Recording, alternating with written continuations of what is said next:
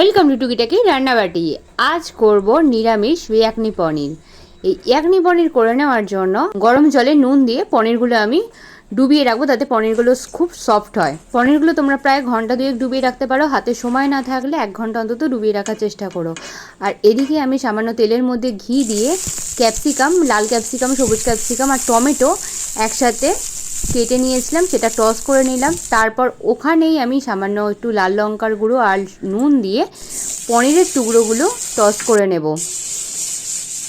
ওগুলো তুলে রাখার পর আমি তেল দেব, আবার পুনরায় ঘি দেব, দিয়ে আমি আমার যেহেতু পনিরটা অল্প করেছি তাই আমি গোটা বড় এলাচ দিইনি, হাফ এলাচ দিয়েছি, মানে বড় এলাচকে হাফ করে নিয়েছি। সাথে সামান্য জয়িত্রী ফুল আর দারচিনি ফোড়নে দিয়ে আমি কাজু আর পনিরের একটা পেস্ট করে রেখেছিলাম, সেইটা দিয়ে দিলাম।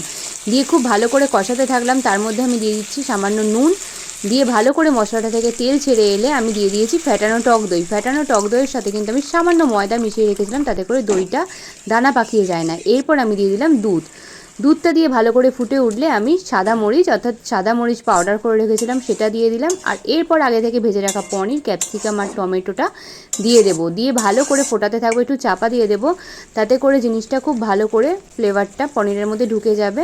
লাস্টে আমি গরম মশলা আর কসুরি মেথি ছড়িয়ে দিলাম। আর এই পর্যায়ে আমি দিয়েছি সামান্য চিনি, দিয়ে আমি লাস্টে একটা ড্রাই রোস্ট মশলা করে রেখেছিলাম, সেটা দিয়ে দিলাম। তাতে দিয়েছি জিরে, ধনে, মৌরি, লবঙ্গ, এলাচ আর শুকনো লঙ্কা, দিয়ে খুব ভালো করে নেড়ে দেবো। দিয়ে একটু সামান্য চাপা দিয়ে দেবো যাতে মশলার ফ্লেভারটা ঢুকে যায়। আমি এই পর্যায়ে গ্যাস অফ করে দিচ্ছি আর ধনেপাতা উপর দিয়ে ছড়িয়ে দিচ্ছি। জাস্ট 10 মিনিট একটু চাপা দিয়ে রাখার পর আমি বেড়ে নিলাম। রেডি আমাদের নিরামিষ ইয়াকনি পোলাও। টাটা, দেখা হচ্ছে পরের রেসিপিতে।